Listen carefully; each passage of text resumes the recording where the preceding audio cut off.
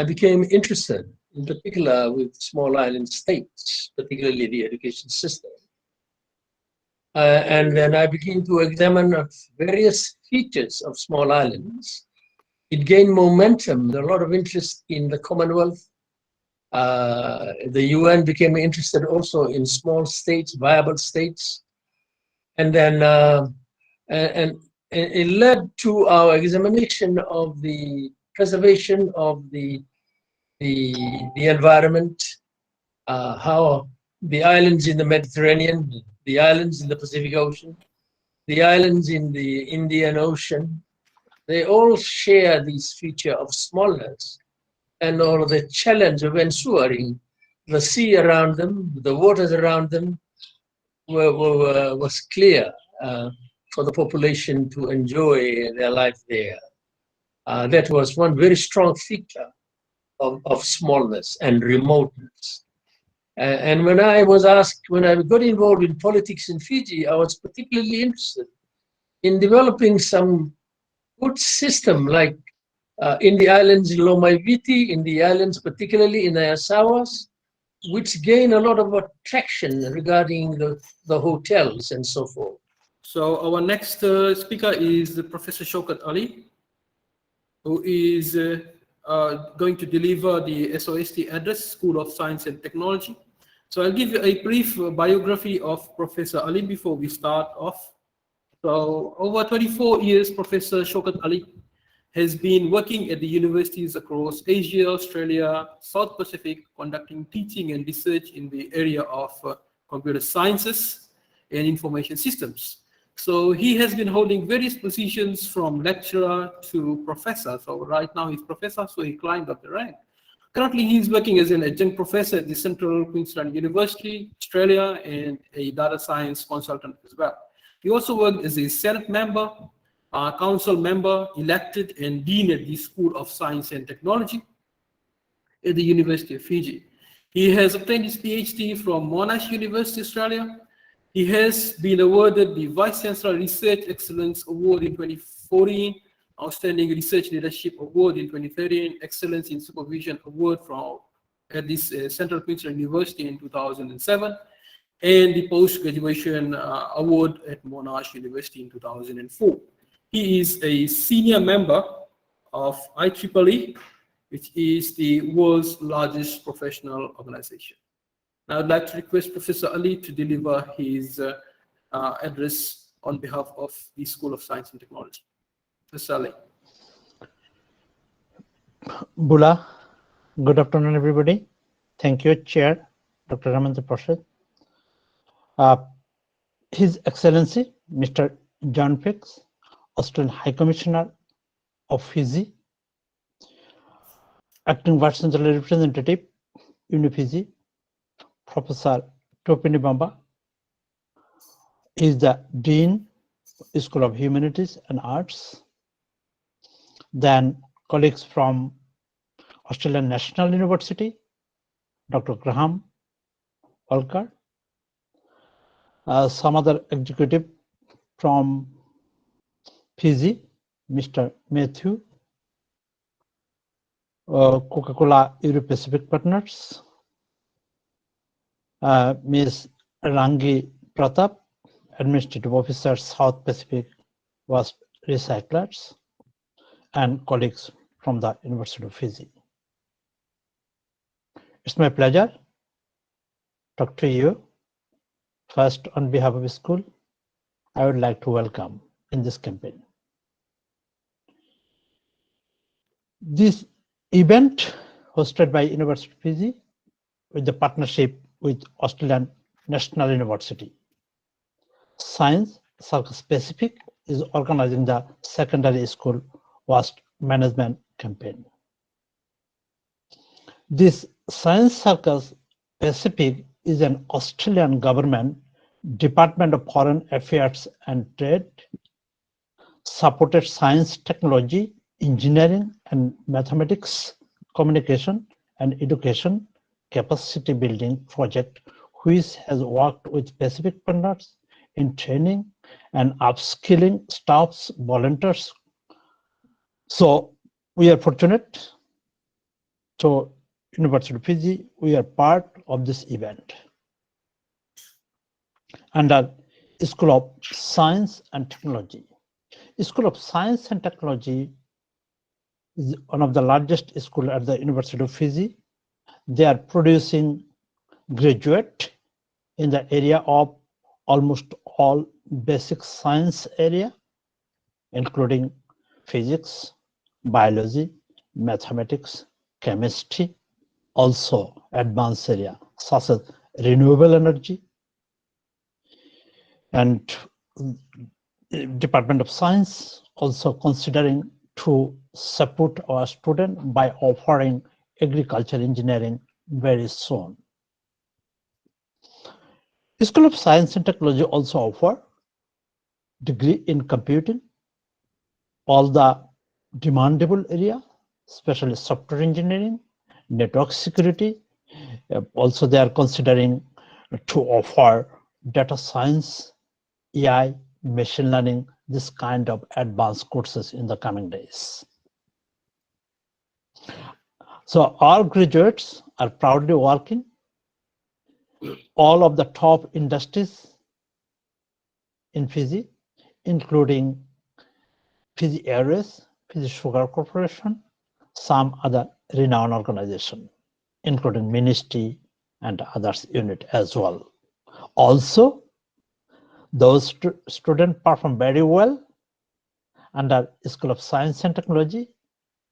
We don't allow them to go outside. We ask them to stay with us, teach, and build our Fijian society. We have many gold medalists in our school who are currently lecturers. So, you're welcome to stay with us through this campaign. After that, you're also welcome to come and join to learn more on the ground from us.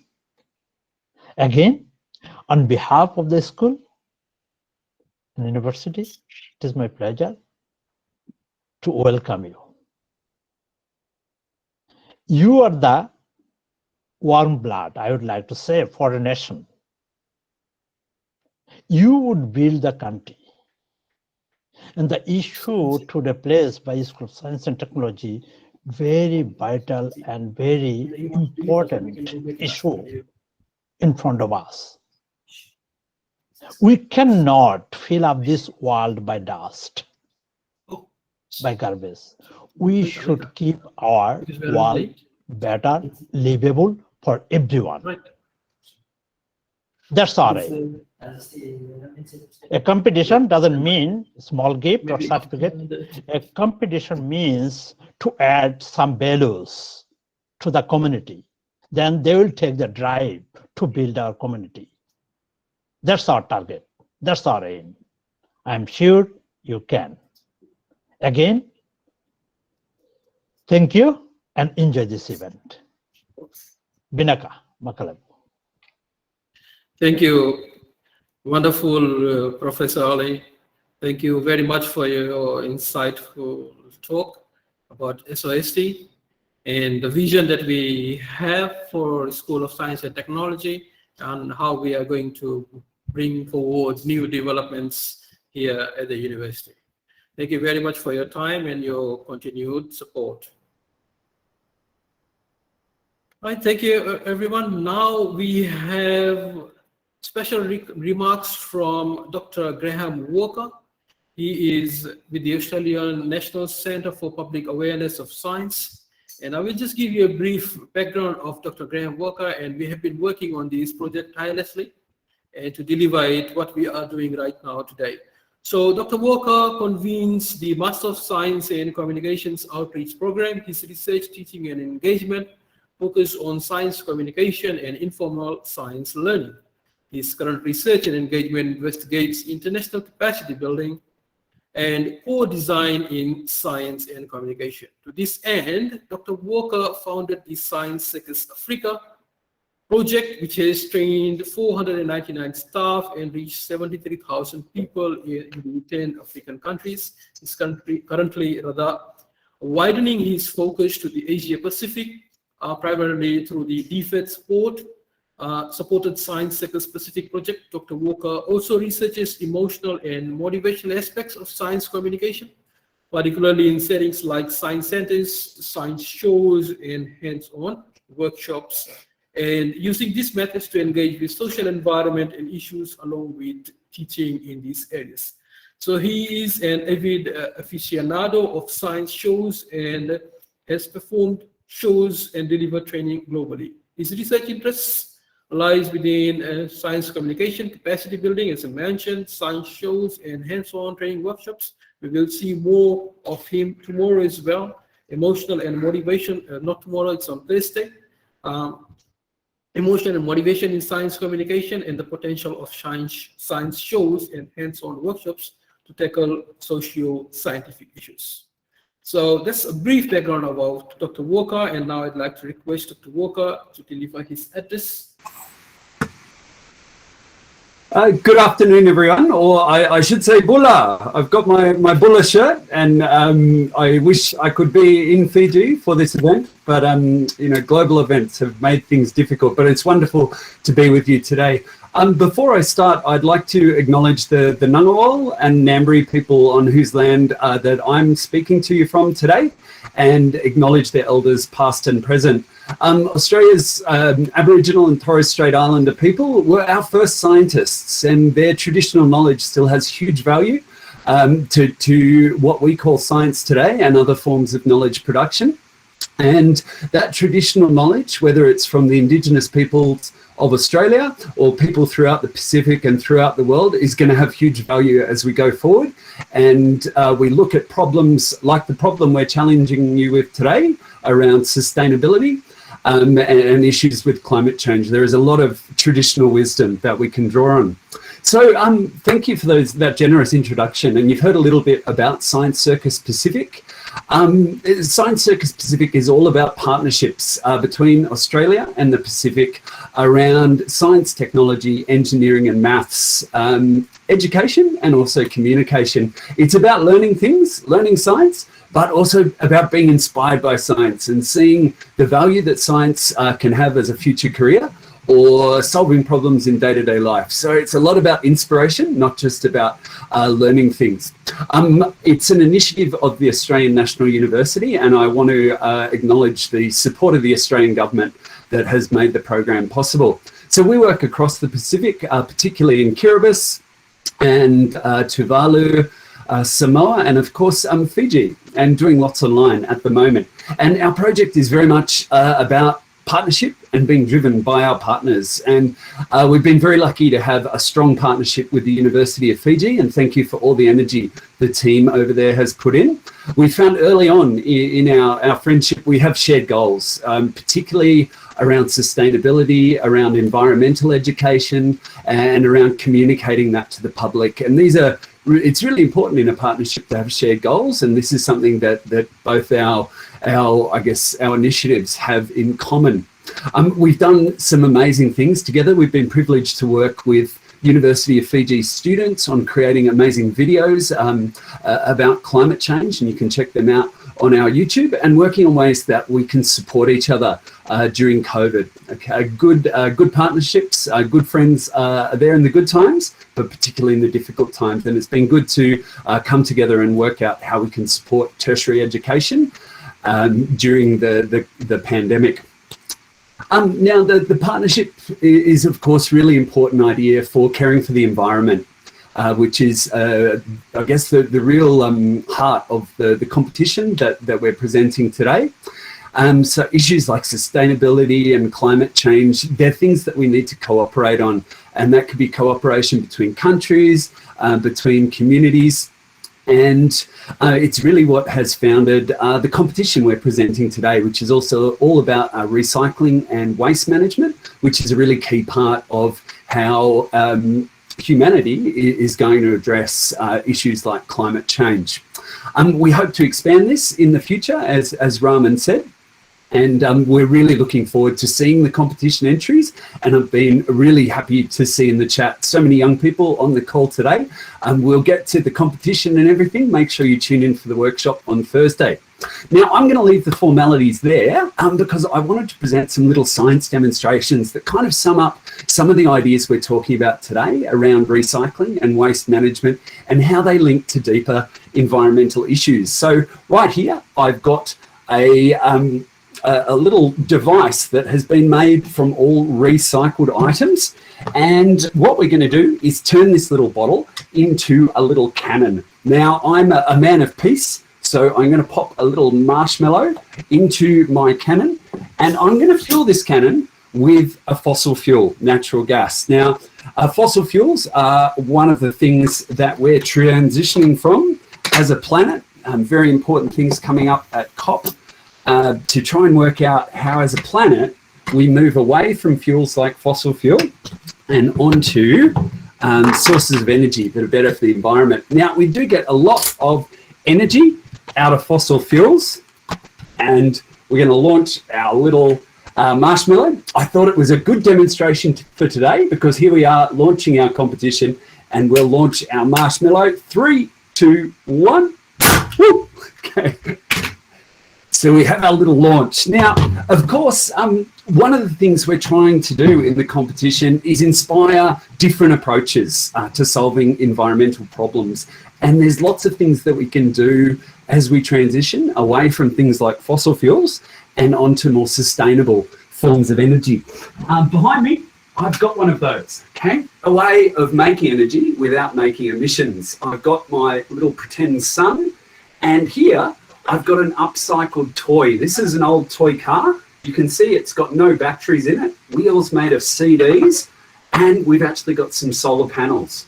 So one of the ideas we're hoping comes through in all your entries is that there are creative solutions to things like waste management. There are creative solutions to energy production.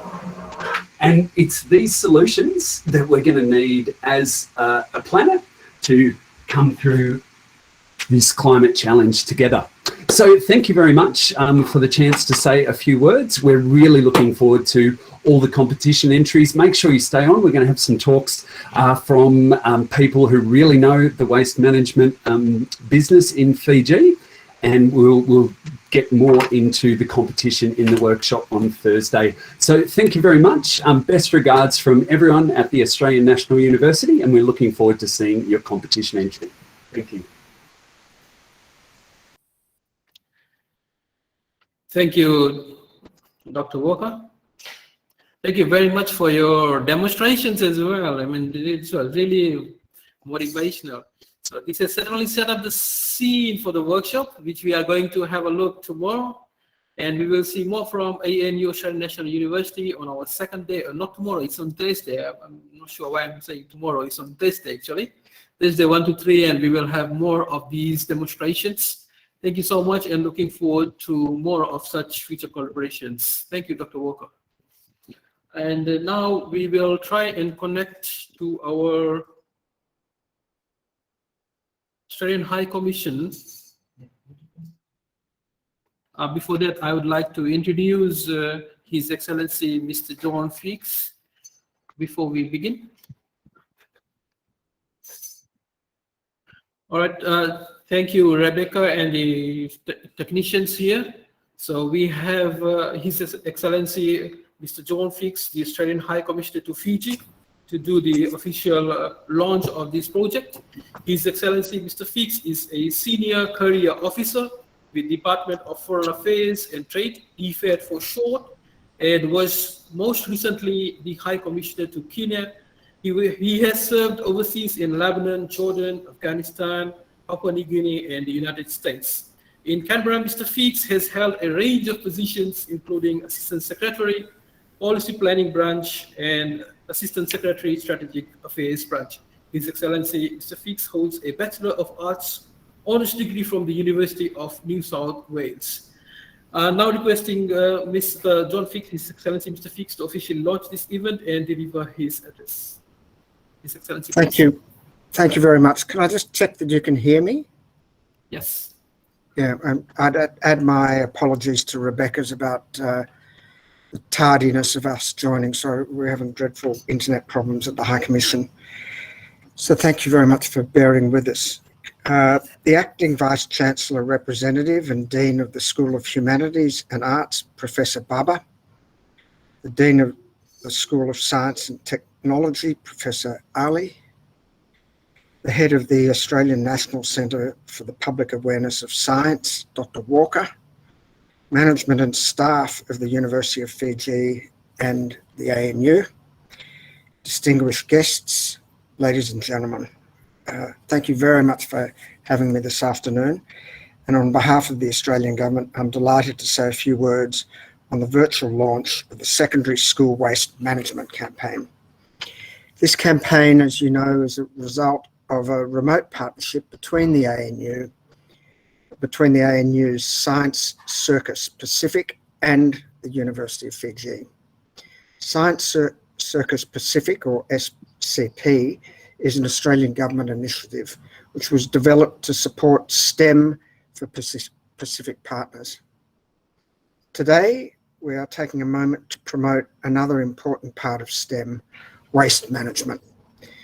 This is an opportunity to help us all better understand ways to manage our waste, like recycling, reusing, as well as developing innovative new waste management techniques. In the ever-changing world we live in and the rapid technological changes happening, STEM skills are more crucial than they ever were. Environment education on waste management is important for our children, as it will allow them to understand the financial and ecological burdens of waste. It will also teach them to apply an ecological lens on matters relating to food diversion in their own homes and in their own communities. It is young people who are often the most vocal demographic when it comes to protecting the environment.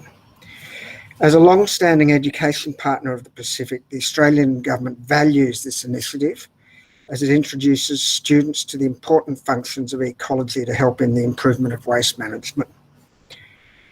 I want to acknowledge and commend the University of Fiji and ANU for their partnership in engaging remotely to advocate waste management at one of the most difficult times in our lives. I also commend you for the work involved in putting this campaign together. I'm confident that the campaign will generate a lot of interest for students to be part of and to take part in the competition that has been organised as well. Thank you again for your patience and for having me this afternoon. Thank you. Thank you so much, His Excellency Mr. John Fix, the Australian High Commissioner to Fiji. We would like to thank you for taking your time out from your busy schedule and be present at this event. Thank you for your wonderful address and officially launching the Secondary Schools Waste Management Campaign 2021. We really appreciate your time and presence at this event. Unfortunately, we were not able to host you and show our usual hospitality. I hope actually you would be able to visit us at the University of Fiji Savani campus someday and give us an opportunity to host you as a guest in person, not in a virtual event we are doing today. Thank you so much again, His Excellency, for your time, and looking forward to more of such future collaborations and support from Australia and the Australian Embassy. Thank you very much. Thank you. I'd be delighted to visit. Thank you.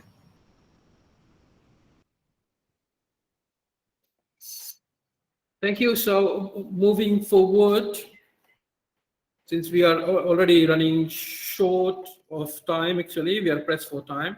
So I will briefly explain as to what the next part of the event is. So next part, today's event is all about awareness. We want to bring the industry together with the academia, with the youths, as Mr. Fix, His Excellency Mr. Fix mentioned.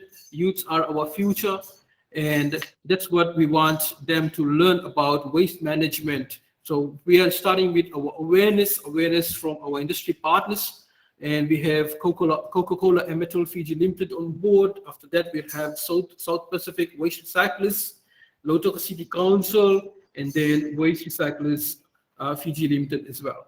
And then we will also have a presentation about the learning and teaching opportunities here at the University of Fiji and the career paths that the students can select, because sometimes we see that students are very reluctant to select a career path in this very important area. So that's where we are talking about in terms of that as well. And then we will close the session with a Q&A session, whereby we will open it up to all the participants, including students as well. So you can unmute yourself there and then ask questions. I mean, in the meantime, you can also have the questions coming through the chat forum. Our friends, our colleagues here, Melvin and Lindsay, are monitoring the chat forum as well. So our next speaker is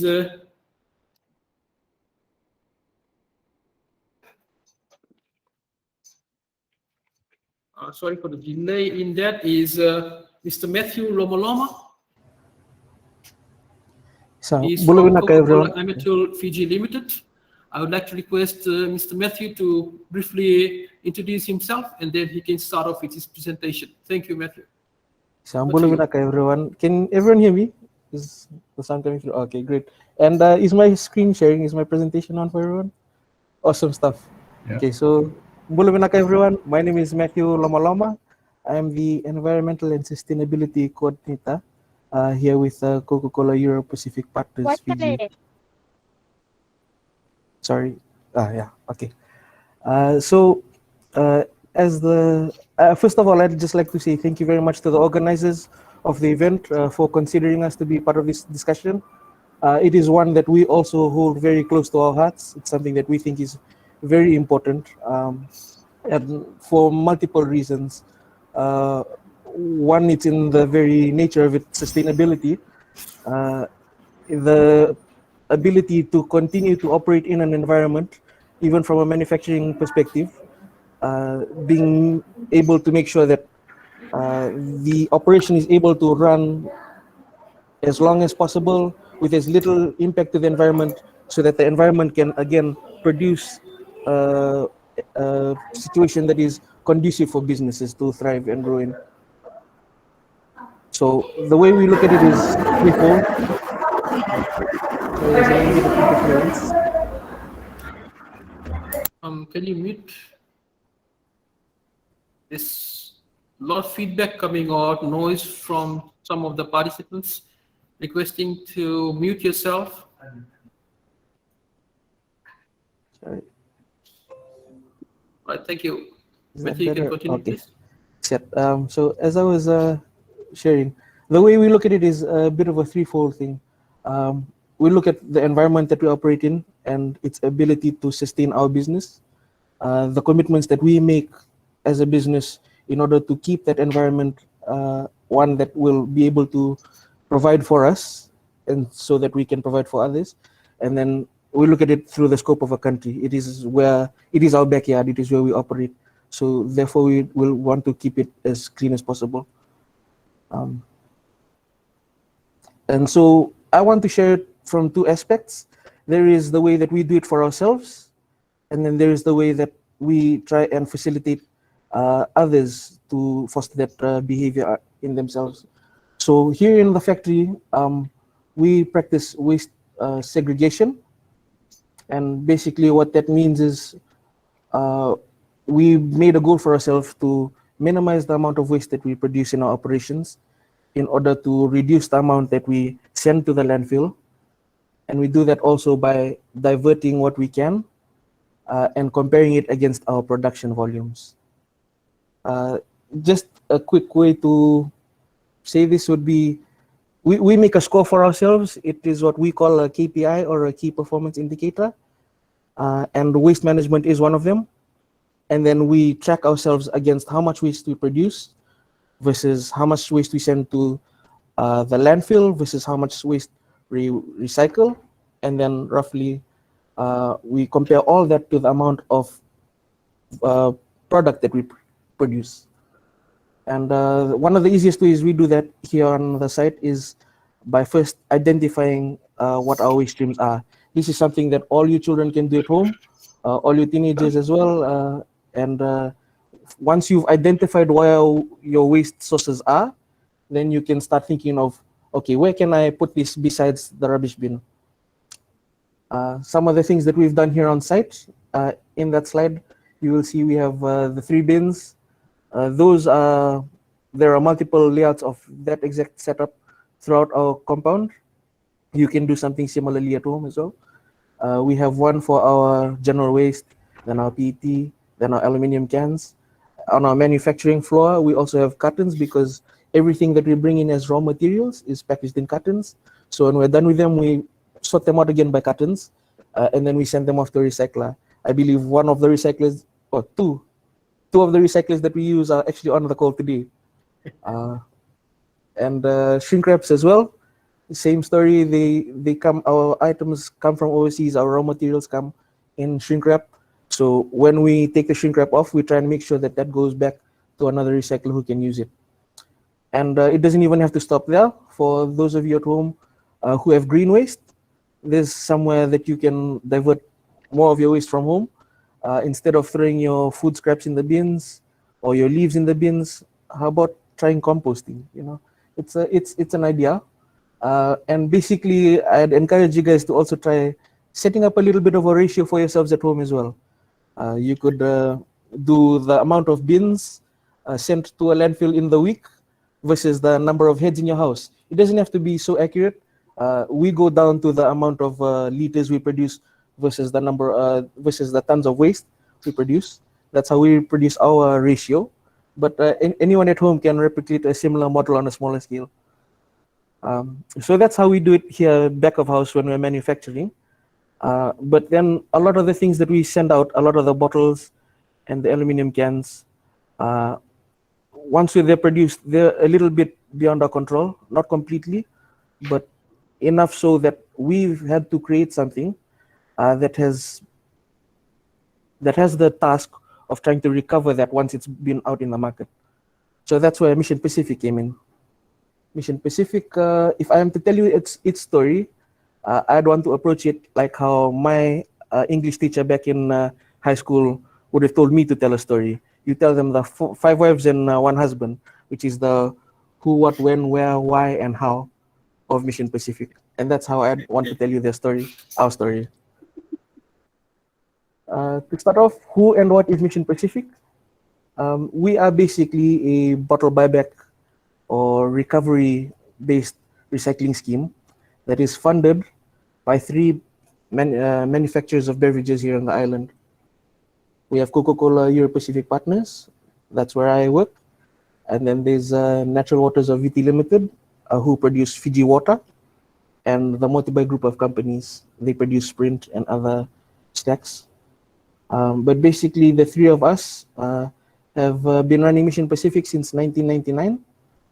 So we've been going on the island for over 20 years. If our little recycling initiative was a person, it would be eligible to vote. And we have in our portfolio roughly about 14 brands that we cover. And we tell members of the public that we will buy their bottles and cans back from them off our range for $1 per kilo. And if a collector had problems getting it back to us, within the Nausori to Lami corridor, we offer a pickup service once a month at a redemption of 50 cents per kilo. And then we also offer this service on a case-by-case basis to those outside the Nausori to Lami corridor. And we do that by utilizing our delivery fleets. So say your school is by the road next to the corner shop for your village. We could then say, okay, if you guys have 2 bags full, next time we have a delivery run to that shop, we'd empty out our stock at the shop. We'd have space for your bags. Something similar to that. But again, it's on a case-by-case basis because there are considerations that have to be made about how far you are, how full our trucks are, that kind of thing. But yeah, my contact details at the end of the presentation. So if you feel your school is someone that is a school that could benefit from such a service, please drop me an email. Yeah, and then why do we exist? It's basically for three key reasons, and I've summarized them there. One is because our landfills are filling up, and for packaging like PET bottles and aluminum cans, they are extremely recyclable. Sorry, they have uses beyond that single turnaround, and the same is true for others like cardboards and plastics. They do have another life beyond that first one, but the problem is always trying to get it back to us. PET bottles and also are filling up our landfills, but they don't need to be there. They're taking up space that should belong to other things. And really, the third one is to provide a monetary reward, and that monetary reward is to encourage the recycling behavior. It's not something that is done to basically just pay a person for their packaging. It is to drive the positive behavior. Where we are and when is it open? For the last couple of months, I'd say about 5 or 6 since the pandemic, since that second wave hit, we have been closed. But our 3 sites are opening up soon. Tomorrow, Suva's opening up, Lautoka in a week's time, and then a week after that is Lambasa. And then we've got our details there as well on this slide. I will share with Lency, and then Lency can share it with the other participants, so you don't have to be jotting things down really quickly now. But yeah, basically our opening hours are between 9 to 1, Monday, Wednesdays, and Fridays. And how can I recycle with Mission Pacific? If you are a school, I'd encourage you to get in touch with me first, because that way we can map out not only how it starts, but how we'd get the bottles back, and also how we would communicate with one another. Depending on your location, arrangements can be made to get the bags to you, or you come and pick it up from one of the closest sites to you. And then lastly, once it's filled up, as I mentioned, we can talk about whether you'd want to bring it back yourself for the 50 cents per kg for our products, or whether $1 per kilo for our products if you bring it back yourselves, or 50 cents per kilo if we come into the pickup from you. As individuals, there is no barrier to entry. You can literally just start picking up a bag and start filling them up with bottles. And on one of our bottle buyback days, you can swing by and drop it off for sorting and weighing. And then we'll pay you at $1 per kilo. I'll want to finish off my last slide with just a brief summary of what we do with the bottles. You see at the very top, there's a man with his bag on a scale platform. His bottles have been sorted and their lids removed, and basically we've scanned them for the quality of the bottles as well, and we've put them on the scale. He's been paid out, then it's taken to the back to our baling area. When it's at the back there, it goes through the baling machine and it gets compressed into bales that are roughly 200 kilos each. We pack them in a container and we ship them off to a recycling plant. So that basically covers our process. I want to thank you very much for listening. Thank you very much to the organizers for giving me time to share our journey so far. And I wish you all the best, Inaka. Inaka, Matthew, thank you very much for your presentation. We really appreciate your time and effort.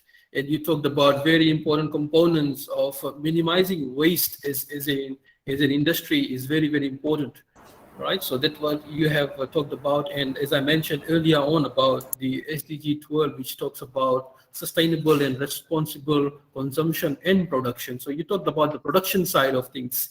Thank you very much. And yes, sure, plastics are a huge problem here in the Pacific. You can see plastics lying around everywhere. And this is one of the places where we can recycle those plastic bottles, in fact, and then we can also earn some money from that, as Matthew has mentioned. So I'll end there. Thank you very much, Matthew, for your time. There is some quick questions in the chat forum. So what we will do is we will take the question in the end. We have a Q&A session, right? You can post your questions in the chat forum. And if there are anything which is like very burning question, then we can always give you time, and then you can ask the presenters as well. Right, thank you, Mr. Matthew Lomoloma. Now we will move on to our next presenter, who is Ms. Ragni Pratap from the South Pacific Waste Recyclers.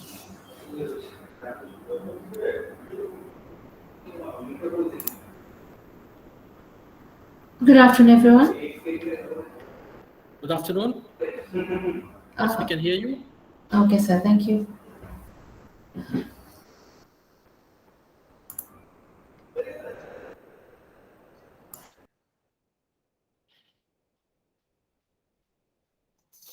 Okay, something happened, and Ms. Pratap has left the meeting. Okay, there is a question raised, there is a hand raised by Music Outlook. I'm not sure who he or she is. You can ask your question to Matthew if you want to. Music Outlook. My name is Nix. I have one question for Mr. Matthew. For the recycling, for the recycling of bottles and cans that he was mentioning about, are there any particular category of the bottles and cans? Like, is it like a particular state that they are in, or is it like you can bring any sort of bottles and cans you see on the streets, or are there any like exceptions? Like you can only bring this bottle like which is still intact and not busted like that. Are there Thank you any very much for conditions your, on the yeah, thank you very much for your question, bottles and Nix. cans?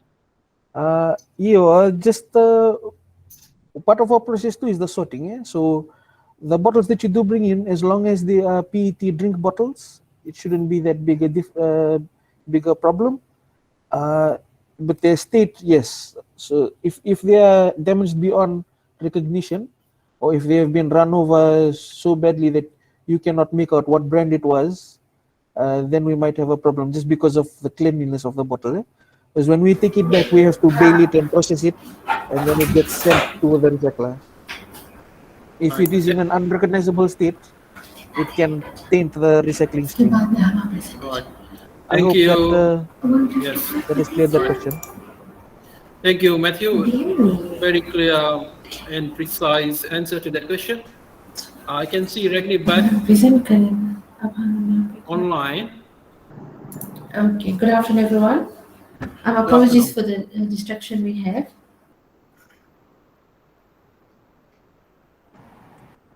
Hello? Yeah, we can hear you. You can continue, please. Okay. I represent South Pacific Waste Recyclers, which is an entity of Charanjit Singh Group of Companies. South Pacific Waste Recyclers is Fiji's first paper recycling firm, and the only in the South Pacific region, which was set up to reduce waste papers that pollute our environment. Our main aim is to recycle together and work together for a cleaner and a better environment in Fiji. So if you see my first slide, it shows a campaign that we started in March this year, but due to COVID, we had to put it on hold. So this was only paper recycling day, whereby we encourage school students to take part in this. And in many years, we have also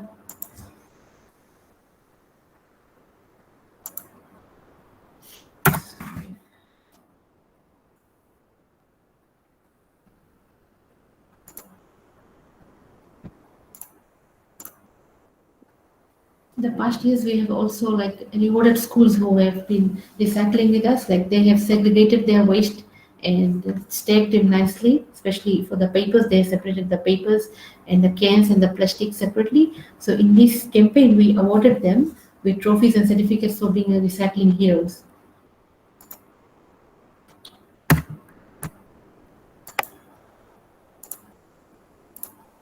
This was also the same time where we encouraged the schools to have school trips to our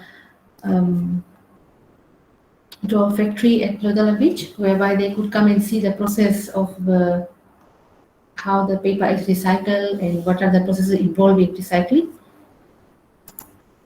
Basically, this is how it's done. Like the waste papers, it's been collected by our team and it's been brought to the collection section whereby the papers are sorted out, because mostly the papers that we get, they have debris and other things like wood, can, plastic bottles and other things. So this has been sorted out and the papers are then baled and taken in for recycling. When we recycle the waste papers, we turn it into toilet tissues under the brand name of Number One. So this is another process where it will be easier for you to understand. The waste papers are collected by our trucks and then brought in and they are baled. Then they are taken inside for recycling. Here will show you. Okay, so in this, these bales are taken to the pulping machine, and then from there they have other processes for recycling, like the de-inking process, the drying, and the paper is thoroughly washed so that the ink has been cleared up, so it's called de-inking, and then it's dried up, and then again the paper is reorganized to get the final product as toilet paper. So this is just a slide where, if you see, this is the mother roll of all this recycle at this stage here. This is the mother roll. So from this, the small tissues, the other rolls are being cut out and then they go for packing. If you see here, this is our cartons. Normally we give this to the schools and also to the bulk bags. We normally give it to the schools, and for the cartons we give it to the private organizations and companies where they can dump in waste papers, and later we go and collect them for recycling. Benefits of recycling paper, it creates new jobs. Since our South Pacific waste cyclists, we employ locals, so they get an opportunity to work here, and it saves the landfill space, reduces air pollution, reduces global warming, positive impacts on the environment as well as the younger generation. What papers do we recycle? These are the papers we recycle: writing paper, envelopes, notepads, photocopy papers, shredded papers, textbooks, old magazines, and archives. At the moment, we do not recycle cartons, plastics, metals, and green waste. So, but we do have plans in future to recycle that. Okay, these are the places where we get our papers from all the banks in Fiji, government organizations, hotels and apartments, resorts, manufacturing firms, printing press, schools and universities, embassies, and NGOs. So they all recycle with us. Okay, for the document confidentiality, this is about your archives. If, like for the archives, if you have to bring them for destruction, you can be present with your documents at our site. So whenever there's safety about your data, there will be no leakage on your data leakage about your confidential documents. This is just one of the schools, local schools, whereby they have put in separate bins for different waste, for papers, plastics, and other things. So what we would like to encourage students to also do this at home. So this will create more awareness in recycling. And I would like all the students, especially the high schools, if they have been recycling with us, to let us work as a recycling community and work together to make this make a difference in our community. Okay, this video here will show you how Number One toilet tissue is made. So I'll just play the video. Will show you. These are the basic process in the factory and how everything is done.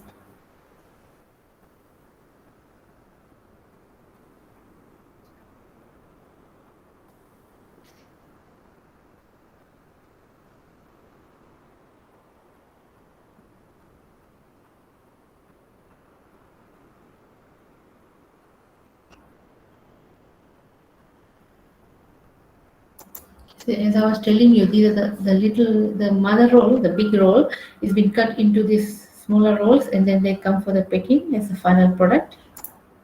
There, it's ready for shipment. That's our product. So admin staff. These are some of our staffs which have been working in the company from the beginning.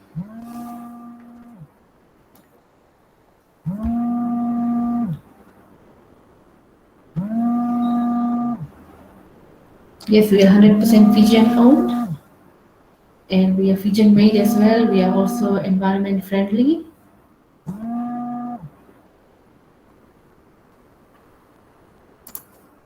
So let's all give a thumbs up for recycling and join in with South Pacific West Cyclists.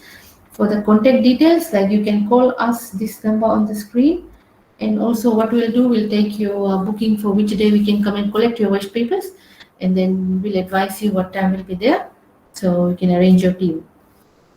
And these are our products that we make from the recycled papers. Normally they are toilet tissues. You see the pack of 50s, pack of 10s, pack of 4s and 6s. We have a jumbo pack, so they all, that's our product from recycling. Thank you so much, everyone. Thank you, Ms. Ragni Pratap, for that wonderful presentation about South Pacific Waste Recyclers and how you process the waste paper. Now, papers are being like discarded every now and then from our schools, from our homes, from our universities. And this is where we can make use, reuse the paper, recycle it into a product through this South Pacific Waste Recycling Company, and then they will create it into toilet tissues which can be used again. So this is a very important initiative, and you can always become part of it, which Ms. Pratap has talked about, alluded to. And paper recycling process is also very important. Thank you very much, Ms. Pratap, for your time here, and we appreciate it. And we look forward to more of these such engagements whereby we get young people and youths to get engaged into waste recycling. Thank you very much. Our next industry partner is from Lautoka City Council. He is Mr. Shalen Prem Singh. He is the Senior Health Inspector, and he will talk about the efforts of Lautoka City Council in recycling and solid waste management.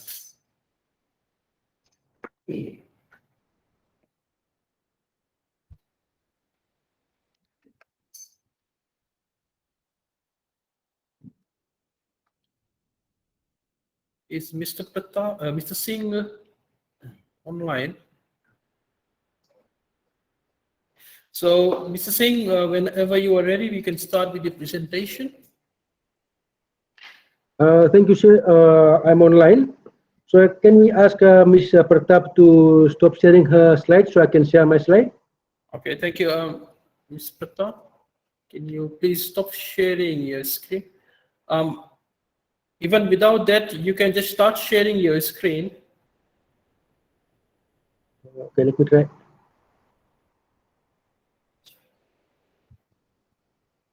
Okay, I'll just try and start sharing my screen, and then I will stop sharing. So that will solve. Okay, is my screen visible? Right now, I will stop sharing. And yes, Mr. Pratap. Oh, Mr. Singh, sorry. Okay, apologies, sincere apologies. So now we'll have Mr. Shalen Prem Singh, Senior Health Inspector from Lautoka City Council.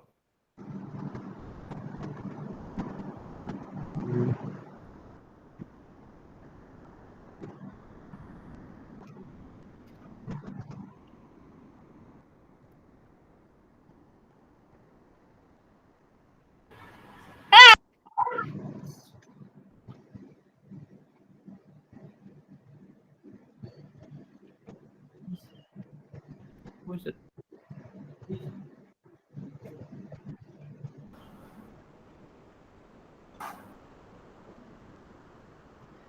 Sorry, somehow I'm not able to share my screen.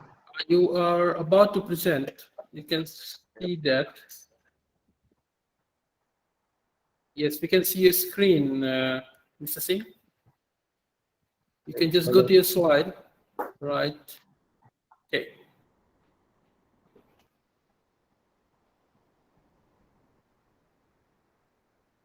Okay, thank you, colleagues. Right, we can Can you see my?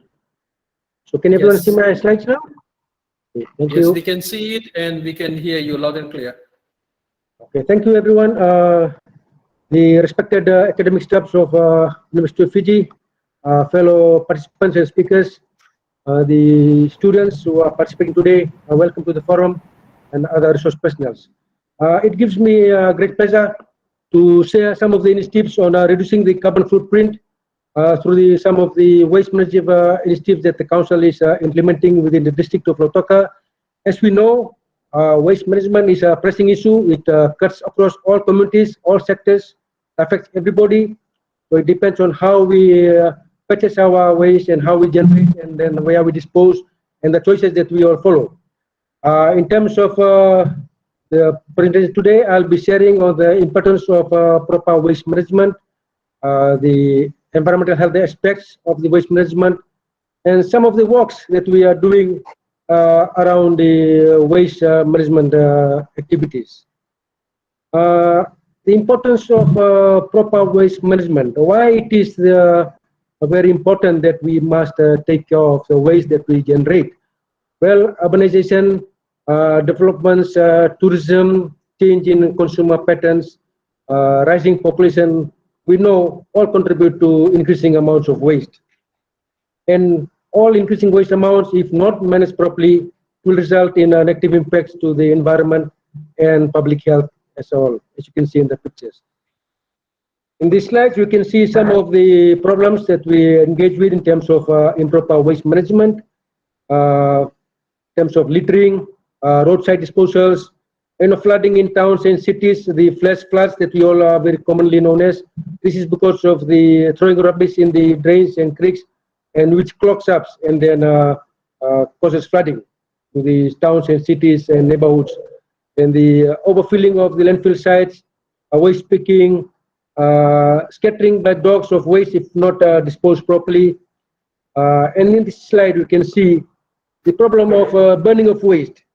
We can see only few houses are burning waste and the whole community is affected.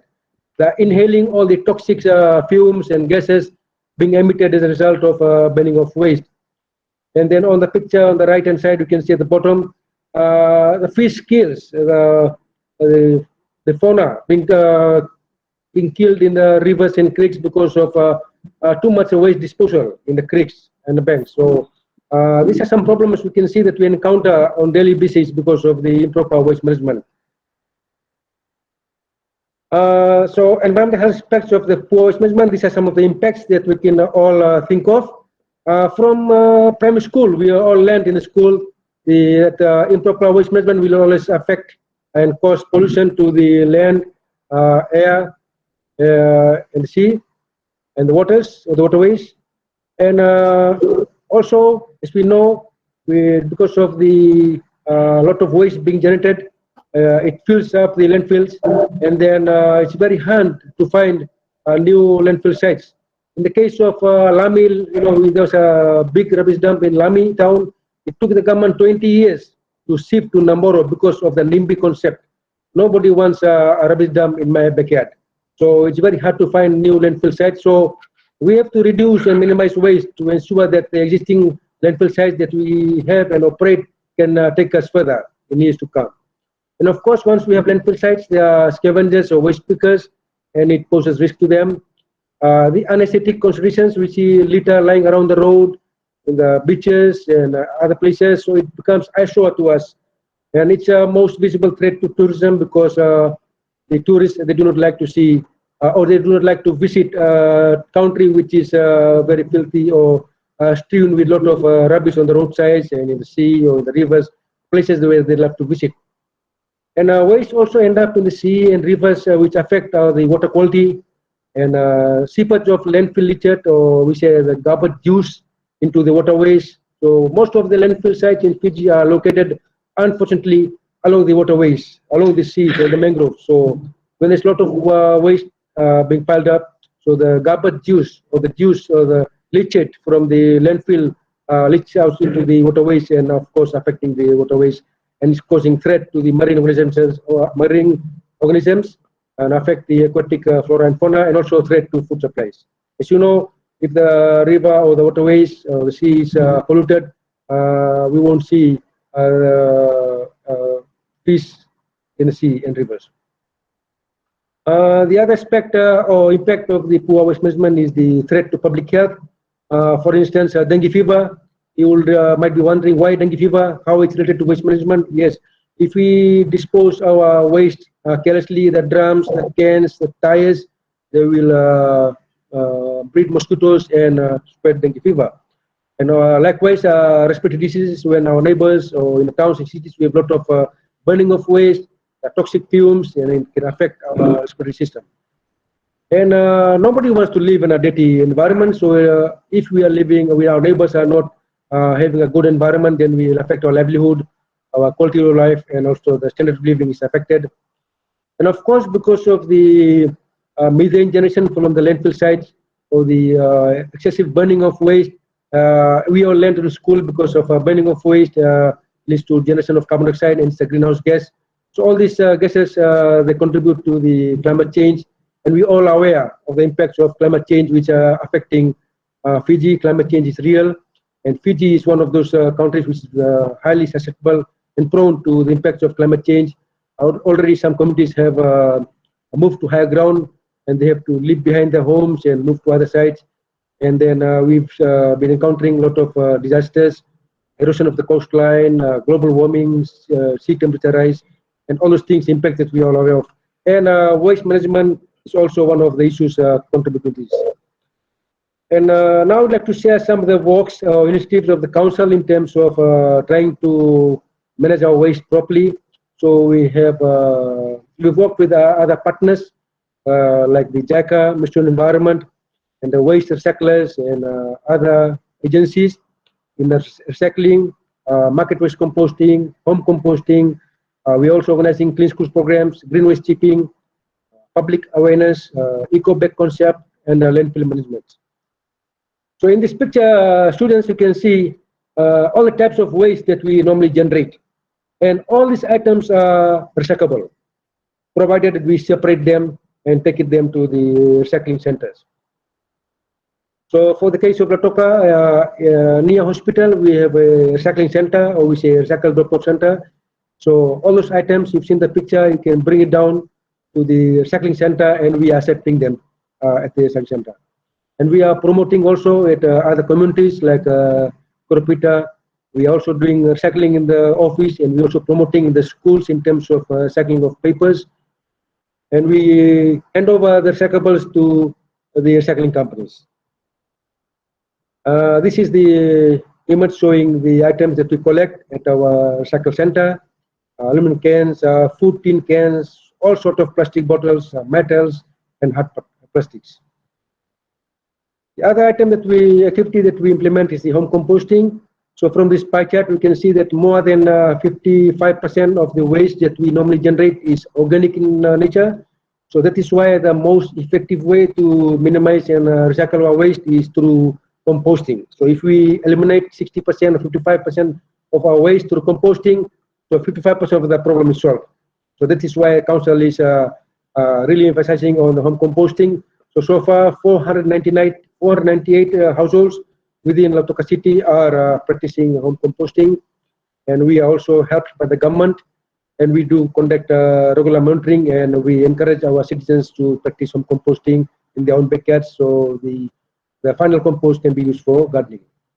And this is our joint partnership with the Koropita Model Community, whereby we have created awareness, and then 75 households are doing home composting, and they are doing very, very well in terms of reducing their waste. And these are some good examples of how we can test, how we can turn our waste into useful product, into the other similar project we're doing is the market waste composting. So as you know, we have a big municipal market. There's about 3 tons of waste being generated per day. So around 1.2 tons of waste are separated per day. And then we take them to Vunato landfill site, and we do composting. And I'm proud to share that so far we have sold 121 tons of compost since 2011, and we have generated $36,000 of revenue in terms of just selling compost out of the waste from the market. And these are some slides to share how the process is being done. We receive it at the landfill site and we add grass and other dry waste and we tan them using excavator.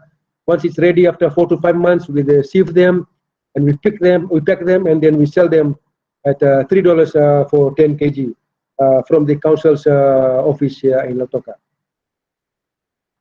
We also operate a landfill site. We heard from previous speakers, we trying to minimize the waste going to landfill site. Yes, I truly agree. So if we all play our part, and I'd like to thank in Fiji for targeting this workshop, because we have targeted children, and children are excellent agents of change, and you are future leaders. So if we can all work together as future leaders to try and think about the waste and what we are doing about the waste, and we minimize the waste through recycling and composting, so less waste comes to the landfill site and we have less impacts to the environment. So these are some of the pictures from our landfill site. We are trying to our best to manage it in an environmental safe manner, but from time to time there are issues that we all come across. Clean Schools program, this is where our students can participate. Unfortunately, this year this program has been shelved because of the impact of COVID. Nonetheless, 51 schools in Lautoka were part of this, and 37 schools participated, submitted the action plan. But because of the COVID-19, it is being shelved. But for the past 10 years, we have been running this program successfully, and we do 3 rounds of monitoring, and we do hours function normally in November. And rural and urban schools are judged separately. And then we also coordinate the collection of recyclables from the schools, and we hand over to the recycling companies. And it is done in 3 divisions, normally composting, recycling, and awareness raising. These are some of the pictures from the recycling program in the schools. You can see the separate bins being put in schools. There are some of the awareness programs in the schools that the schools have been participating. These are some of the other pictures on awareness programs. On composting, so schools are doing very well in composting when we used to do this program. And then the awards function. So all the schools who participated, we invite them and we award them for their respective efforts. Disaster waste is also an area we look at. So after every hurricane, we try and chip green waste, and we do composting using the green waste, and also do mulching in the public gardens. So this is also one area that we are working on. And in during Winston, 600 tons of green waste was chipped in 3 weeks and used for home composting and market composting and mulching. The other aspect is the eco bags. So we are working with Korupita community, and we are promoting the eco bags, which is involving the women's group. So they manufacture the bags, and we sell from the office and also in Korupita office. Other co-activities in terms of waste management is garbage collection. Yes, we do garbage collection twice a week for residents in town area, and daily for commercial and industrial and schools, and bulky waste collection, and then we do street sweeping and drain cleaning and grass cutting. As you might recall, previously only garbage collection was provided in the city area. So from October 2018, with the help of the government, so now we are providing garbage collection services once a week to densely populated rural areas and the villages, from Lomolomo right up to Pitungo village. So now we are providing the service once a week, and also we also cleaning up Saweni Beach and Lomolomo Beach. So these are some of the areas that we are involved in. So some of the awareness programs and the activities of garbage collection in rural areas. So it is very important. So prior to 2018, there was no garbage collection in these areas.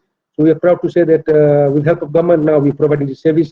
And these communities like Saweni, Velavelo, Warimbitia, Filfo, Lovu, they're all getting this service once a week. At least they have a chance to dispose their waste. Other program is user pay concept of bulky waste collection. So if a resident in the town area, they would like to remove their waste, so there are different fees that they pay, and the council goes and collects their waste and disposes in the landfill sites. But this is apart from the free cleanup campaign that we are conducting annually. This year, now currently we are having a cleanup campaign, but we are not doing free because of the financial constraint because of COVID. So the residents are paying $20 per heap, so they can have the whole compound being cleaned up. So they put on the roadside, they come and pay $20, and our trucks would go and collect the rubbish and dispose of. The other area that Council Lautoka is very well known in terms of enforcement. So, litter decree is there for many, many years. So there are many agencies who are authorized, but council is one of the very effective enforcer of this act. So on average, we issue about 280 to 300 fixed penalty notice, which is $40 fine to people who are littering on the roadside and public places. So 280 fixed penalty notices in a year. And this is a very big achievement in terms of enforcement to ensure that people comply to the orders and they keep our environment clean, especially the public places, riverways and waterways, creeks, parks, road reserves, and the sea and the shores. So thank you all. Those are some of the activities that the council is involved in terms of waste management. We also facing challenges. Waste management is a very serious issue of concern, but most people are shying away from this issue. They do not wish to take part in this activity. They are not supporting, but we are kindly requesting that all stakeholders, like University of Fiji now is doing, the schools, the students, you have a very active role to play. You are future leaders. And also our recycling companies, Coca-Cola, Fiji Water, we have Waste Recycling Limited, #1 company, and others. So I thank you all for your support, and I look forward that in future we can make Fiji a very clean and environmentally friendly country to live in. We can enjoy environment.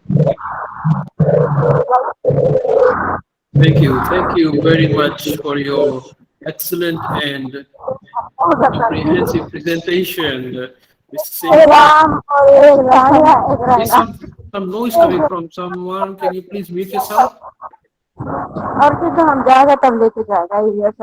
Shivantika.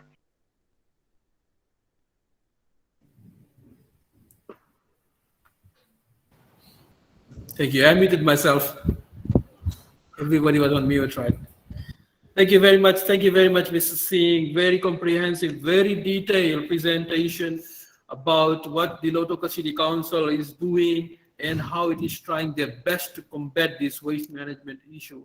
It is not just the issue of the Lautoka City Council, it is the issue for every person, every household, every community. We need to work hand in hand, then only we will be able to manage our waste. You have comprehensively talked about solid waste management in particular, and it not only affects our land, it affects our waterways, it deteriorates our air quality, so it affects our quality of life as well. So participants, please take heed of these things.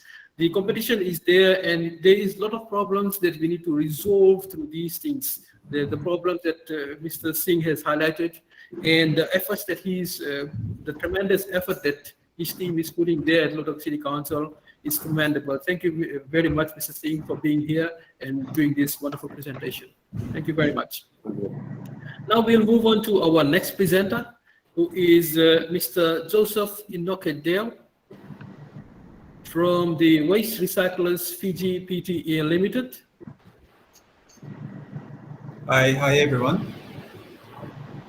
Hello. Are you able to hear me? Yes. Sorry, it's been raining heavily right now, so I'm not too sure if I'm able to everyone is able to hear me. Yeah, you are loud and clear. I can hear you clearly. Yeah. First and foremost, my apology for coming in late to this workshop. I've been having back-to-back meetings all morning until now, so I've been running from one meeting to another. Also, I'm going to have to disappoint you for not able to bring something to share on the screen with you. The company at the moment is going through a transitional period, and it's a management collective-led company at the moment. So we are trying to finish our internal changes, and probably will forward you a presentation in the next couple of days as we complete this transitional period. Thank you all for inviting us to this platform, to this workshop. And I'm not going to waste any more time, but I think I'll just dive straight into giving you a brief introduction of who we are and what we do here in Fiji. Waste Recyclers Fiji Limited is the only multi-stream recycling company that is working tirelessly committed to Fiji's environmental sustainability for over 26 years now. So the company operates 2 locations. That is one factory here in Suva, that's in Lami, and we have 2 factories in the west, that is in Lautoka. Our focus and our identity is for the collection of recyclables here in Fiji. Not on any other type of waste, as we want to strictly keep to our identity. We do not do any other waste. We don't do wet waste, green waste, or any other general rubbish. We focus only on what is recyclable. So we collect a wide range of recyclables, including PET bottles and other plastics, cardboards, glass bottles, aluminum cans, tin cans, and many more that we can, if we have markets for other recyclables, we do collect them. We don't actually give false promises on what we cannot collect and process and recycle here. We only collect and do what we can. So we don't go overboard and promising, the stakeholders and other companies and the waste manufacturers that we can recycle this and that. But we just keep to what we have markets that we can ship out of Fiji. The company also has a social alignment to its operation, and that is working with disempowered communities. And these communities are the informal waste pickers, mainly from Lautoka, Ba, and Singatoka. These sectors, informal sector, involves a lot of women who depend entirely from these dump sites for their living, and working with these communities enables us to refer them to other services. For example, especially for women, referring them to organizations such as the Fiji Women's Crisis Center and the likes of them. Assisting them in other activities, other services that is they're not able to access because of less knowledge, like bank accounts. We assist them through joint cards, ID cards, etc. These are really marginalized communities that are not recognized in this industry, working to support the recycling industry here in Fiji. And because they live just close by to these dump sites, they support us in a very different way, extracting and recover materials that's recyclable. And this is through general waste that goes into the dump sites. This is where these communities assist us, bringing in, recovering what they can salvage out of these dump sites and materials that is of higher value. They get compensated for that. And that also assists them in the economic empowerment as well, especially for women and young mothers as well, single mothers as well. So we also work together with or try to involve other marginalized communities like the LGBTQ community. These are also a forgotten community when it comes to the space of recycling. We also involve the disability communities. Their input in this space is also important as to others who play a vital role in the sustainability of the environment. So we do not forget these communities as well, because they can have an impact on decision making and also involvement. And also to go further from there is to empower them to be part of a community that also looks at sustainability, especially the environment. And as the others have shared, the slides on the screen, and I also thank them for their continuous efforts. And they are not the only ones in this space. There's a lot that have shared their interest, and there are more others are coming into this space as well. But but we all contribute equally to what we do best when it comes to the recycling platform. Our scope of work involves around, like I said earlier, the collections of recyclables from ending up in dump sites and the environment. And we're currently looking at diversifying our existing focused operation in 3 areas. Increasing the amount currently captured from business and industry, pilot urban and rural household recyclable collections, and that is focusing on 4 items, which is the PET bottles, aluminum cans, tin cans, and cardboards. So this is what we wanted to drive into the communities to understand recycling, and we want to pilot these projects with other stakeholders that is also interested for us to try these ones out. Number 3 is the expansion into recycling and upcycling, which is focused on 4 types of plastics, which is PET, LPDE, and also HDPE and PP. If the younger audiences might not be able to understand what these short forms are, but PET is the in other terms it's called the polyethylene plastics. LPDE is this is low density plastic. This is low density polyethylene. HDPE is a high density polyethylene plastic. So, and the last one, PP, is polypropylene. So these are the 4 types of plastics that we are trying to capture from the environment. And as you can see, in the environment, it's an eyesore in so many communities, including urban areas, in cities and towns. PET is one of the biggest,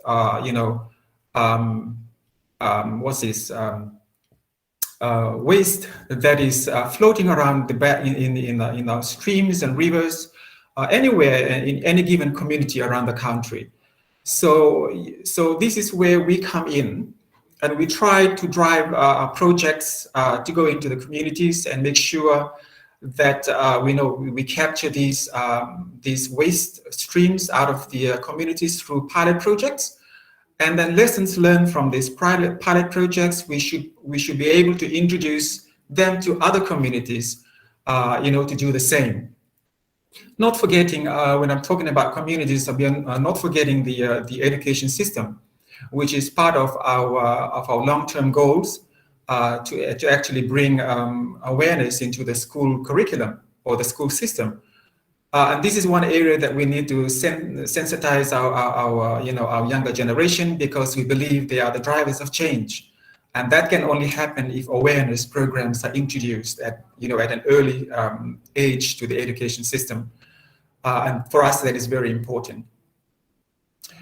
We are also focusing that by first quarter to second quarter of next year, this is part of our plan, we should be able to bring in a hot and wash and flaking machine.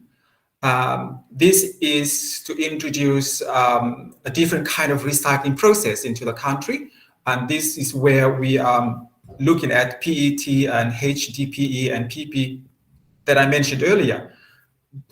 That what the volume that we capture from the industries and from the environment and the communities that we work with will feed into these machines that will go through a process that will come out as a shredded product, and then we ship them out of Fiji to recycling factories in overseas to make the recycling process much easier, because they are broken down to these such particles already. This is based on a business model and financial projection that the company has developed for the growth in the areas of mechanical recycling. So upcycling is one of them. This will also create employment opportunities for our people. I'm sure that this is I've probably introduced the company and give you a brief introduction, and this is where I should leave you for any questions that you want to ask me. Thank you.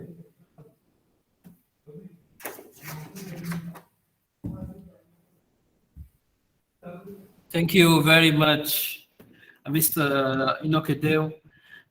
You have presented us about your company and what you are doing right now.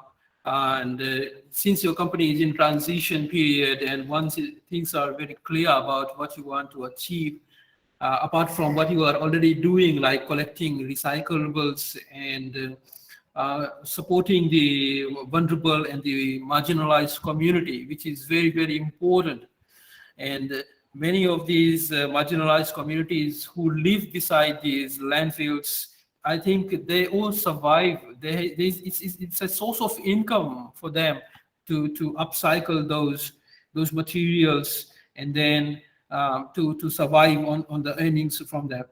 So I think it's a very wonderful work that you are doing, and we need to expand this.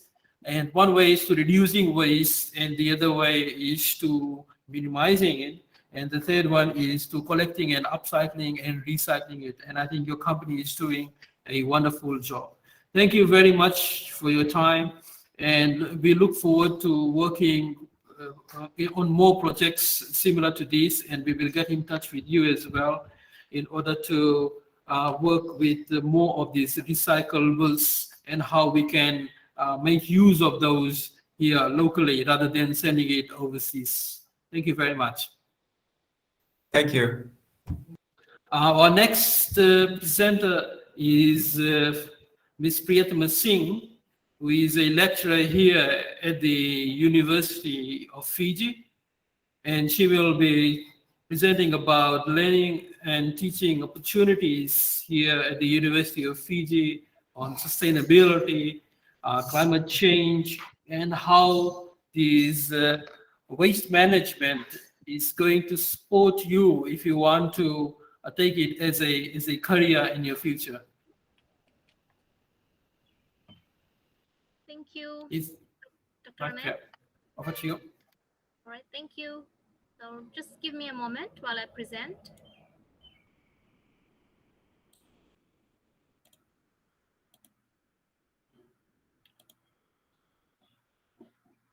Okay, I hope you're able to see the presentation.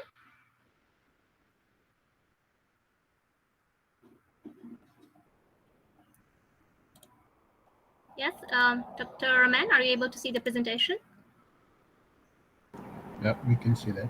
Thank you. Okay, great. Thank you. So, thank you, team, for a successful launch event today.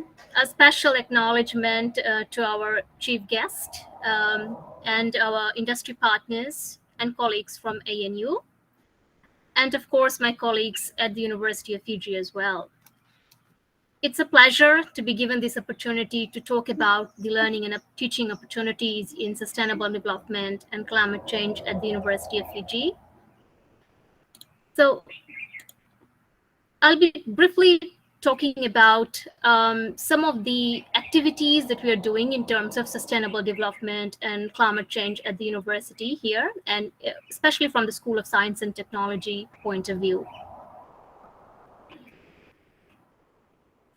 The awards and the programs of study that we offer actually range from foundation level to certificate level, diploma level. We offer bachelor's degree program, postgraduate certificate, postgraduate diploma, master's degree, and recently we have also started offering PhD programs from the School of Science and Technology as well, especially from the Department of Science.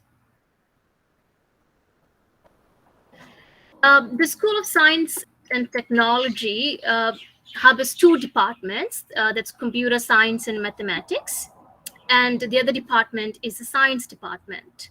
And in the computer science and mathematics, we have programs where students choose to do computer science and information technology and mathematics.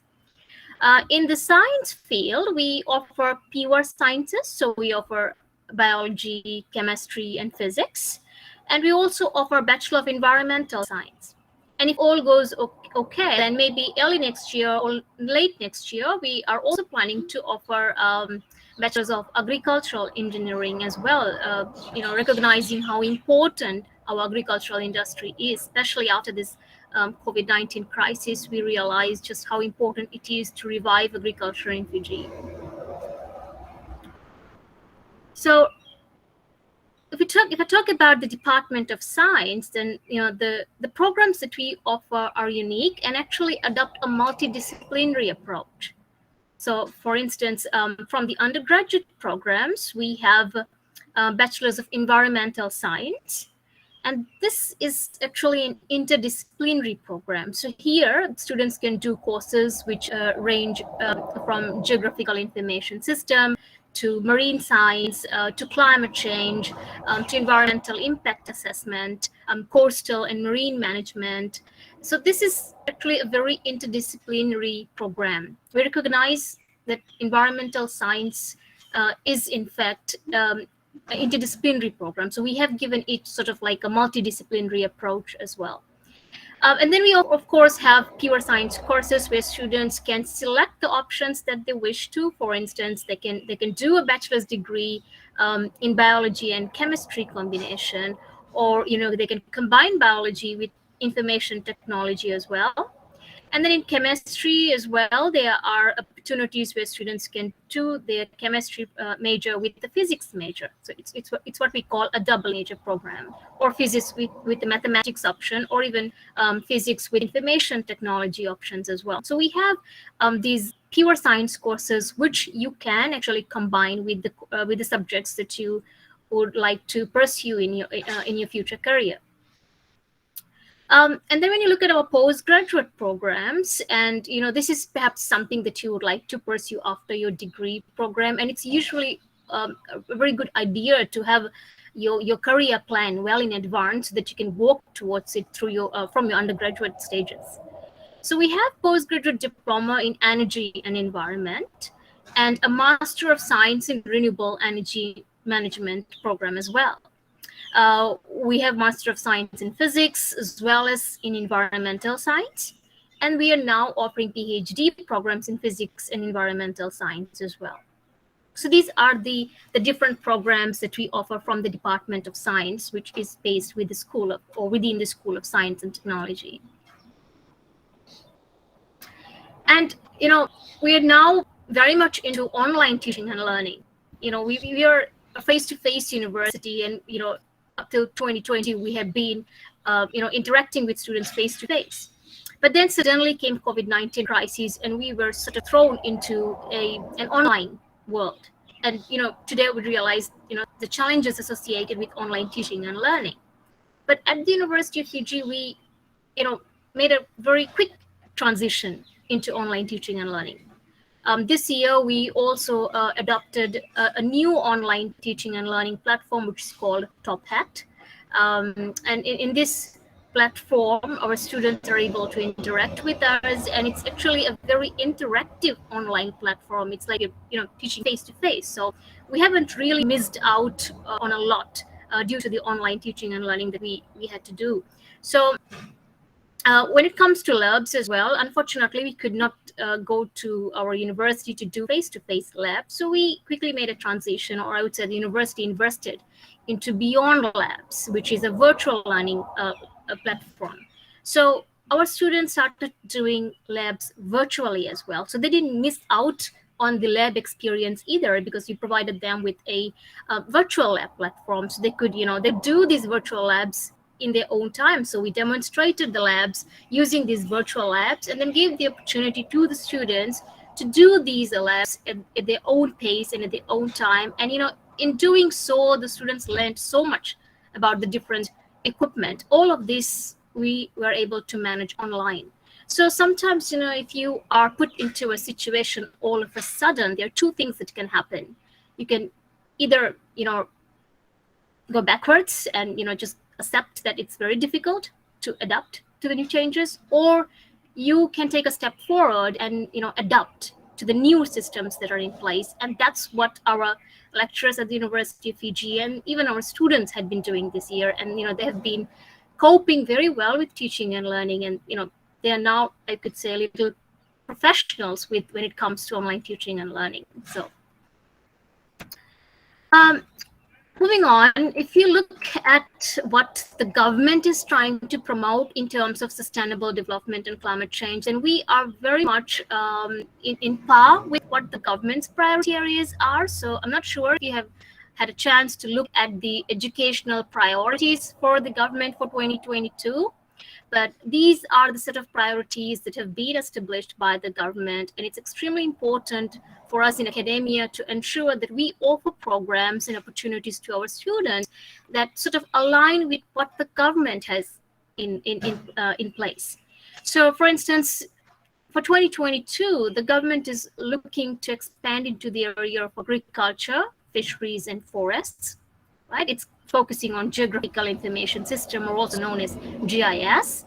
There are, priority areas in the area of environment and marine science, and of course, in the area of climate change. The government is doing a lot of advocacy work when it comes to environment and climate change. It just goes to show that, Fiji is really trying to adopt the 3 pillars of sustainable development, which is looking at the social aspects, economic aspects, as well as the environmental aspects. So that's where our programs at the University of Fiji comes in.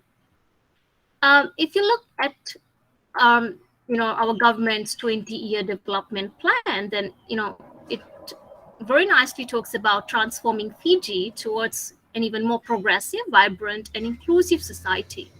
So all the development that happens in Fiji from now onwards will ensure to keep a tab on climate and environment. Right? And this includes climate resilient agriculture. This includes decarbonized Fiji, investment in renewable energy, and we are slowly going back towards tourism industry now. And it's where we plan to adopt a more green tourism approach. So that will include consideration of environmental aspects into the activities of the tourism industry. And of course, we have such rich biodiversity in Fiji and Pacific, and we are always trying to make an effort to protect our natural biodiversity. And the government has made a lot of plans to protect and conserve the biodiversity as well. So keeping in line with what the government wants, we always try to include these into the courses that we offer under the various programs. So our postgraduate study and employment opportunities provide the students with employment in the biodiversity and conservation field.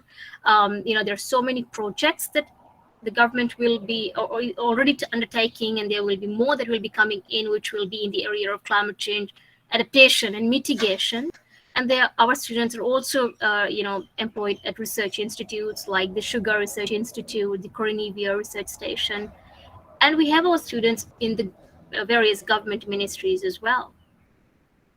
And many of our students have also received scholarship for further studies in universities abroad, and these include studies in master's program or even in the PhD program. And most of these are in the area of environment or climate change or sustainable development. So at the Department of Science, we also engage in a lot of collaborative work, international projects, so that we also develop our own capacity to promote climate change and sustainable development through our Department of Science at the School of Science and Technology. So for instance, this secondary school waste management campaign that we are all participating in today is the launch event for this, is actually an engagement between the University of Fiji and Science Circus Pacific Australian National University. And of course, Ministry of Education, Heritage and Arts has provided their support as well. So this is a truly collaborative project that just goes to show our shared goals. I'm also leading a project this year, which is based on national implementation of global goals. I'm looking at coherence between nationally determined contributions and the Sustainable Development Goals. So we have a small team at the department that is engaged in this project, which is sponsored by the Swedish Research Council for Sustainable Development. And then in 2015, we were given a funding or grant by the USA Pacific American Climate Fund to develop the capacity to generate coastal and shallow water-based maps for the tropical island nations and territories of the Pacific.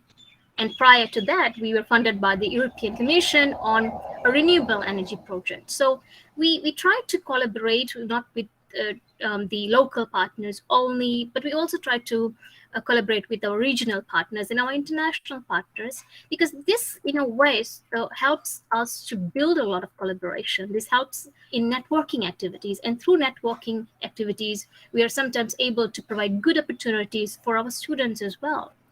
And I'm not sure if any of you would recall, but I think 2 or 3 years ago, we also organized an eco contest program, which was sponsored by McDonald's Fiji, and this was a environmental based quiz competition program that we hosted for the schools in the Western Division. We had a lot of participation. It was actually a very popular program. So we try to encourage these kind of activities so that, you know, we have a lot of stakeholders in these platforms, and this provides opportunity for our students to meet with the various stakeholders from the national, regional, and international organizations. And just last week, we launched another project. It's a collaboration between UniFiji and USAID. So it's a USAID Pacific American Fund project. It's titled Development of Entrepreneurial Skills Post-COVID-19 Through Rural Aquaculture. And this happened just last Thursday at the University of Fiji. The aim of this project is to create sustainable livelihood and food security opportunities in a post-COVID-19 environment for the people of Vitawa and Malau communities through aquaculture. And these are 2 communities in the Ra province. So through our effort at the university and through our students' collaboration, we also try to reach out to the communities and, you know, put into practice what we, you know, teach or in theory at the university as well. So sustainable development is sort of a core feature of our programs at the University of Fiji. And, you know, through education, through research and community engagements, we are trying to promote sustainable development in all the activities that we do. Our logo is envision, innovate, and inspire. And we take pride in our students and researchers' efforts, as well as in our unique cultural, research, and educational environment. So that's it from me today. You can note down my contact details, or you can also find us on the University Facebook and YouTube channel as well. And we would be happy to accommodate any questions or queries that you may have. Thank you.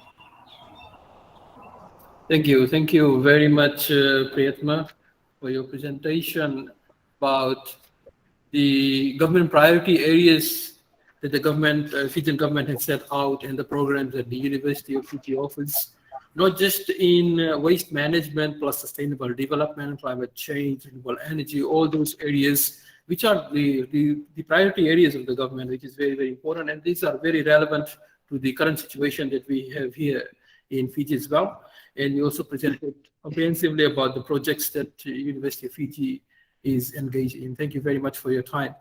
Now, our next thing is a question and answer session, which is on our agenda. Let me just check. Right, we have the Q&A session. So if you have any questions, you can ask now. I will give you time to ask the questions, and to the presenters who are here, and they will try and answer your questions. Please raise your hand while you are answering questions. We don't want to have too many background noise when you are asking questions. So please raise your hand, and we will go one by one as we are answering questions. Are there any questions in the chat forum, Melvin? Can you verify that? I wasn't following through in the chat forum.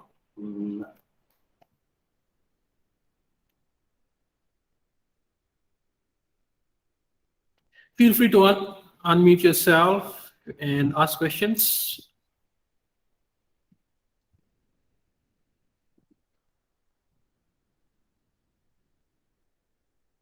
Okay, Dr. Walker has written, perhaps we can give an overview of the 2 competitions.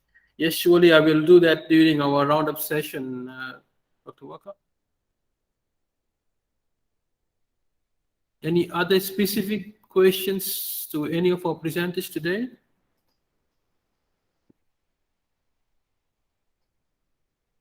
All right, so I can see Seta has raised a hand.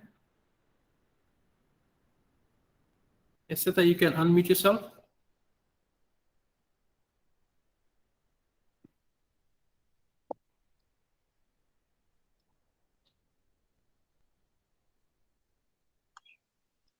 Thank you. Just a question for Unifiji. If a particular student fails his or her mathematics, does the school offer foundation mathematics in order for a particular student to pursue his or her career path at the Unifiji? Thank you, Seta. Priya, would you like to take the question?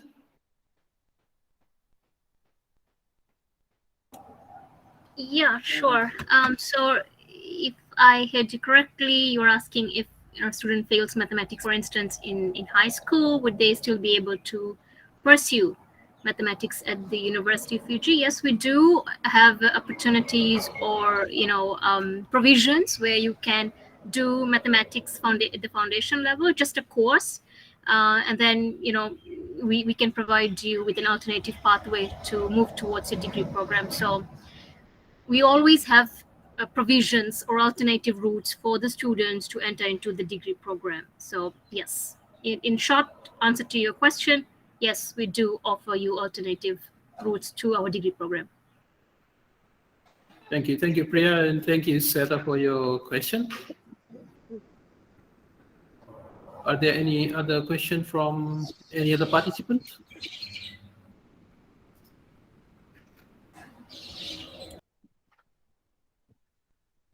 It's not sure who, but Music Outlook.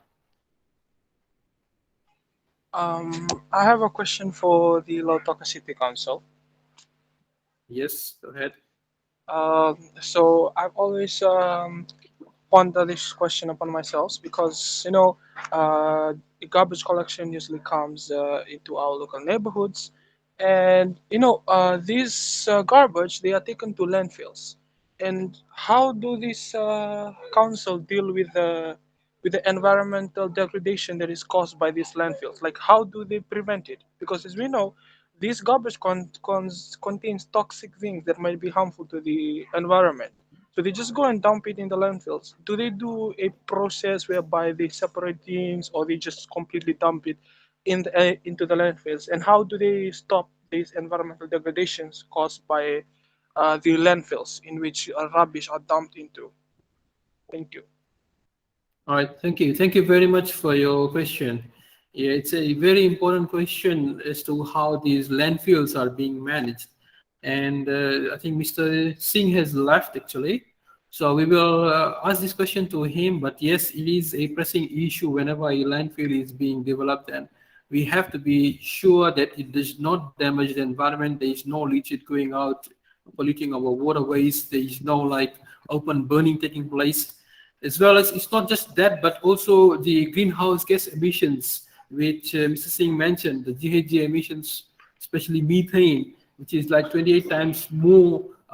It has 28 times more of this global warming potential compared to carbon, and we also have to stop that. So it's a very good question. I mean, we will ask Mr. Singh as well, and we can share the answers later on, perhaps.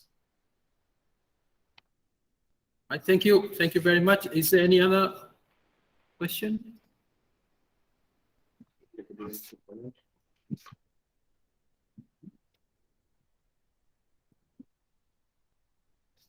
Right, so there is an announcement from Melvin as well. So if you have not registered, please do register, because he wants to send out the participation certificates, which is very, very important as well. So please register yourself as well if you have not registered. And coming back, so I will just, we have went past our time frame, so I will just summarize the session. And before that, Dr. Walker talked about the competitions. So what we are doing is we are running two competitions. One is the digital poster competition, and the other one is the video competition, the innovative recycling video competition, which is a maximum length of 3 minutes. And we will discuss the details of these competitions tomorrow. So this is a specific session whereby the competition coordinators will be discussing about this competition, and it is important that you come and attend this session so that you have, if you have any questions about this session, you can ask there and then, and we can clarify. So these two competitions are running, and we will give the the competition guidelines tomorrow. And not tomorrow, it's on Thursday. Sorry for that. It's on Thursday. We have another session from 1 to 3. and you come for the session, and we will tell you about the competitions, the specifics about the competitions, what things are required in that competitions, and how you can submit that. So we have created a Dropbox as well, so you can drop all your projects, the posters and the videos in that Dropbox as well, and we will share it after Thursday. So come for that, come for the session, and we will discuss that in detail. And on the same note regarding this session, so there will be hands-on activities as well, which has been designed by Australian National University, Dr. Walker and his colleagues. Miss Ayla Nakano will be there as well to run this, and for that you are required to bring some stuff so you can do some hands-on activities. So I'm posting these things on the chat forum, right? Okay. So it's from there, Ramendra Prasad. You can see that. So what you are required to bring for your hands-on activity is you need to have around 10 pieces of rubbish, which is around the houses. You can keep it clean, so it's hygienic, etc. So you can use it. Examples are like plastic bottles, cardboard, or foil, whatever you can find around the household. You don't have to go and buy these things. These are the rubbish that you are about to discard, but you can just keep it for tomorrow. So Thursday session, right? And then we are going to use that. Yeah, bring a scissors if you have something to cut things, scissors or knife if you are comfortable using that, should be fine. A tape, a pen and a notepad or a paper just to take some notes. Dr. Walker will be talking about that.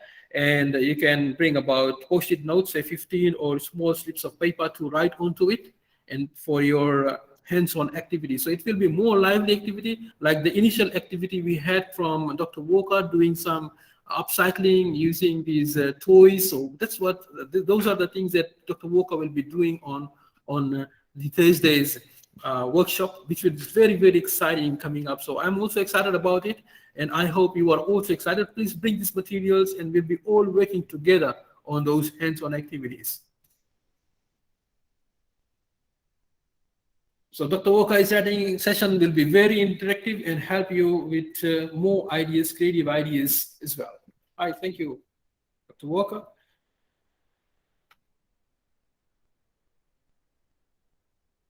Are there any other questions or any pressing question that you have? Any questions regarding the competitions?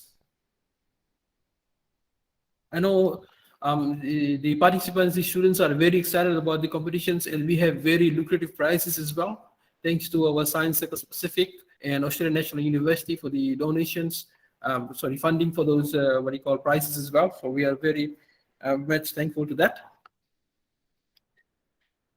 So I'll give you a few more minutes, a minute or two. If you have any questions, you can put in the chat forum. Melvin will check the chat forum as well. When is the due date for the competition? Okay, the due date is, I think, 19th of November. Right, it's on 19th of November. So we have a lot of time to prepare. We will run, that's why we are running a workshop on Thursday. So we will give you more ideas.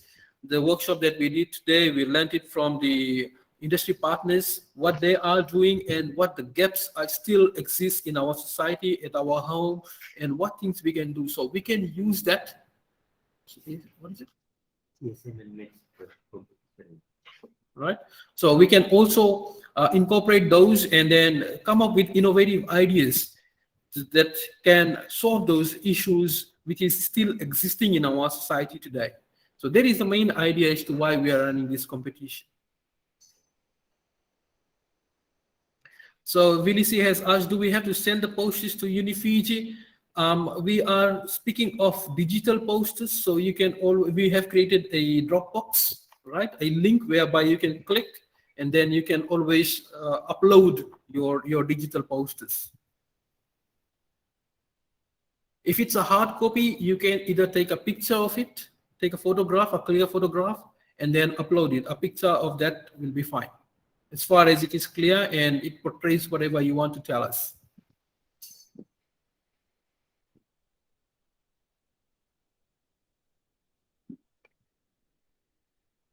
I hope that is clear. Are there any other questions? Dr. Walker, do you want to add something, or Ayla? Okay, Rishant is asking, where do we upload the posters? As I mentioned, we will tell you on this day. If you want to get the link, I mean, I don't have the link right now, right? So we can send the link to the registered participants. It is with Melvin somewhere in one of his emails, so we will send it and we will share it. Okay, Seta is asking about the tuition fee about the foundation. One of the good things about this University of Fiji is like considering the pandemic situation, the university has reduced their tuition fee by 10% across the board. All the other, I'm not sure about the other universities and other institutions, even though everybody's struggling. So, I mean, our university is also struggling in terms of funding, but still they have like trying to help the community. So their, what do you call, course fee has reduced. It was, I think, $180 per course. And there is a further reduction by 10%. So it is somewhere around 162 or something, if I'm not wrong. Right? So it is very, very cheap actually. The course fees have reduced a lot. Right, so if you need any specifics regarding the courses and the programs that the university offers, you can always drop an email to us and we will respond to it. Any of the lecturers, Melvin, Lancy is there, and myself or Priyatma, and we will always respond to it. Dr. Boko, do you like to add something on if I've missed anything before I will the vote of thanks? Yeah. Yeah, just to say we're really excited to see all the entries from students in Fiji. You know, waste management's an important thing for the whole world, and we can all play an important role. So yeah, we'll look forward to seeing the entries and seeing you on Thursday. My colleague Ayla Nakame will lead a workshop that should help you generate ideas for the competition and help getting you thinking creatively about the issues with waste management. So it should be lots of fun. Lots of things for you to do, not so much talking and speeches. So yeah, bring those things along and it will be, heaps of fun and also get your brains warmed up for the competition. Right. Thank you, Dr. Walker. So Ayla concurs with your views and we will see her as well in action on Thursday. And I would like to close this session with a closing remark. There's a question Melvin mentioned is from Shobna. What is it? I'll have to go to the chat forum. So recycling waste centers are majorly placed in cities such as Suva and Lautoka. What about other towns which want to recycle their waste? Do you think that organizations such as Waste Recyclers, Fiji, PTA Limited, and South Pacific Waste Recyclers should have branches in other cities in order to aid better management? So we will take a note of this question as well, and we will reach out to these companies and see how we can come up with the best solution. And we as an academic institution are also working on smart cities project as well. So we want to make smart and clean cities, and we want to empower our communities as well. So that's where we are working, and we will try and come up with a good solution. And you can also propose a solution through the videos that you are supposed to do, plus the posters that you are prepared to make. So you can also propose this. And that's a very good question. We need to decentralize things and have it in all the towns and cities so that it becomes very, very easy for everyone to be part of this waste management. All right. So thank you very much. Thank you everyone for being online with us for this workshop. I would like to thank His Excellency, Mr. John Fix, the Australian High Commissioner to Fiji, for the official launch of the project and his wonderful address.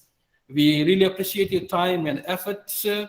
It was indeed an honor to have you on board from your busy schedule. Also appreciate the time of Professor Tupeni Mbamba and Professor Shaukat Ali for supporting the project throughout and motivating the University of Fiji team. Professor Ali has been very pivotal with the Facebook advertisements, and he was always motivating and telling us to reach students through Facebook, which is a very good media right now. And on behalf of the project team of UniFiji and ANU, Australian National University, I'd also like to thank all our industry partners, Mr. Matthew Lomoloma from the Coca-Cola Euro-Pacific Partners Fiji, Ms. Ragni Pratap from the South Pacific Waste Recyclers, Mr. Shalen Prem Singh, Lautoka City Council, Mr. Joseph Inokedio, Waste Recyclers, Fiji Pte Limited. We are all looking forward to more of such collaborations, and we will always reach out to you all and hoping to have better collaborations and better industry partners in such a huge problem that our small island nation is facing. I must thank all the participants of this workshop for being so patient. I know there were some technical glitches. This usually happens, so we always anticipate these kind of things. It's nothing new. Whenever we talk about technology, there may be some internet dropouts and things like that. So that's always expected. Remember, we have another workshop. It's on Thursday, 21/10 from 1 to 3 p.m. It's an educational workshop, and we will provide all the competition instructions during that time. Together with that, we will have interactive hands-on session from Australian National University, from Dr. Graham Walker, plus Miss Ayla Akana, and effective video production tips and inspiration from the content as well. Right, so please remember to attend the session. That's very, very important session, and do bring all the things that we are requiring, which is at least 10 pieces of rubbish. Bring a scissors, a tape, some pen, writing paper, notepad, and we will make it more hands-on and interactive in the session. And to end that, we will run those digital poster competition and the recycling innovative video competition as well. So thank you everyone for availing yourself for the secondary school waste management campaign 2021. We will end the session here. Yet the effort of the waste reduction and sustainable consumption doesn't stop here. It requires a concerted effort. As everyone mentioned, it requires a concerted effort. See you all on Thursday for another exciting event. Thank you very much.